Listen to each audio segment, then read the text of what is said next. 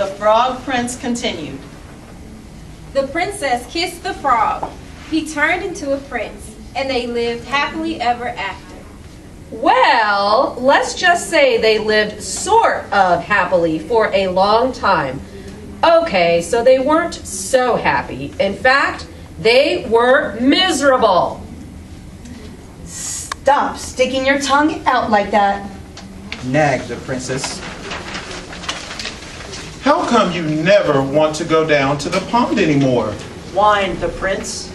The prince and princess were so unhappy, they didn't know what to do. I would prefer that you not hop around on the furniture, Said the princess. and it might be nice if you got out of the castle once in a while to slay a dragon or giant or whatever. The prince didn't feel like going out and slaying anything. He just felt like running away. But then he reread his book, and it said right there at the end of the story, they lived happily ever after. The end. So he stayed in the castle and drove the princess crazy. Then one day, the princess threw a perfectly awful fit. First you keep me awake all night with your horrible croaking snore. Now I find a lily pad in your pocket? I can't believe I actually kissed your slimy frog lips. Sometimes I think we would both be better off if you were still a frog. That's when the idea hit him. The prince thought. Still a frog? Yes, that's it. And he ran off into the forest, looking for a witch who could turn him back into a frog.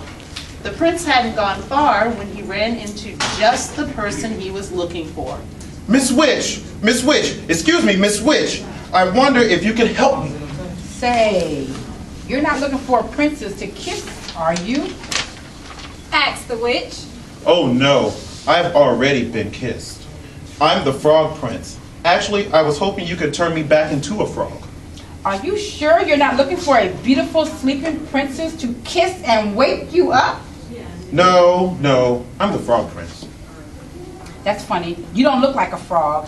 Well, no matter. If you're a prince, you're a prince. And I'll have to cast a nasty spell on you. I can't have any princess waking up Sleeping Beauty before the 100 years are up. Am I supposed to be facing the camera? I ain't no good actor. The prince didn't stick around to see which nasty spell the witch had in mind. He ran deeper into the forest until he came to a tiny cottage where he saw another lady who might help him. Miss Witch, excuse me, Miss Witch. I wonder if you could help me. I'm a prince and... Hey, what did you say, Prince? Broke the witch. No,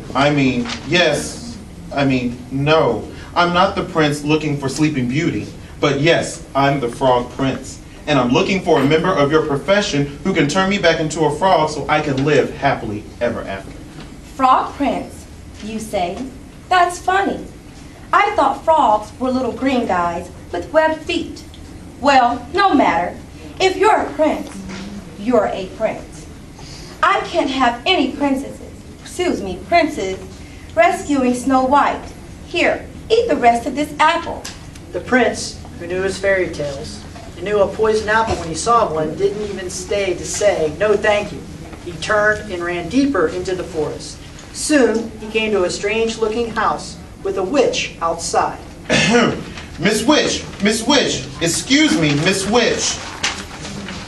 I wonder if you can help me. I'm the frog. If you're a frog, I'm the king of France, said the witch. No, I'm not a frog. I'm the Frog Prince. But I need a witch to turn me back into a frog so I can live happily ever after you can do it. Said the prince in one long breath. Why, of course, dearie. Come right in. Maybe I can fit you in for lunch.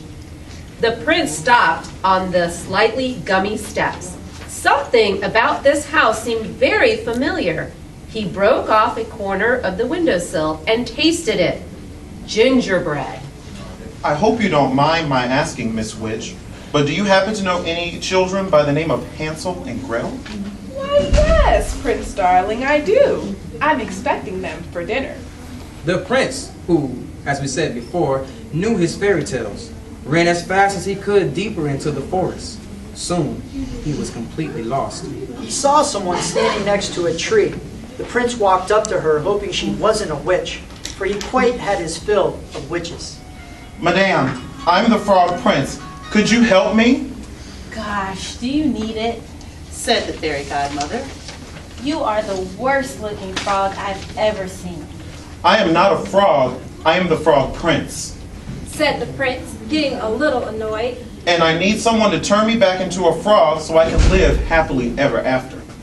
Well, I'm on my way to see a girl in the village about going to a ball, but I suppose I could give it a try. I've never done frogs before, you know. And with that, the fairy godmother waved her magic wand and turned the prince into a beautiful carriage. The prince couldn't believe his rotten luck. The sun went down, the forest got spookier, and the prince became more and more frightened. Oh, what an idiot I've been. I could be sitting at home with the princess, living happily ever after. But instead, I'm stuck here in the middle of this stupid forest, turned into a stupid carriage. Now I'll just probably rot and fall apart and live unhappily ever after. The prince thought these terrible, frightening kinds of thoughts, and a few worse, too awful to tell, until far away in the village, the clock struck midnight. The carriage instantly turned back into his former prince self and ran by the light of the moon until he was safe inside his own castle. Where have you been? I've been worried sick. You're 7 hours late. Your dinner is cold. Your clothes are a mess. The prince looked at the princess who had believed him when no one else in the world had. The princess who had actually kissed his slimy frog lips.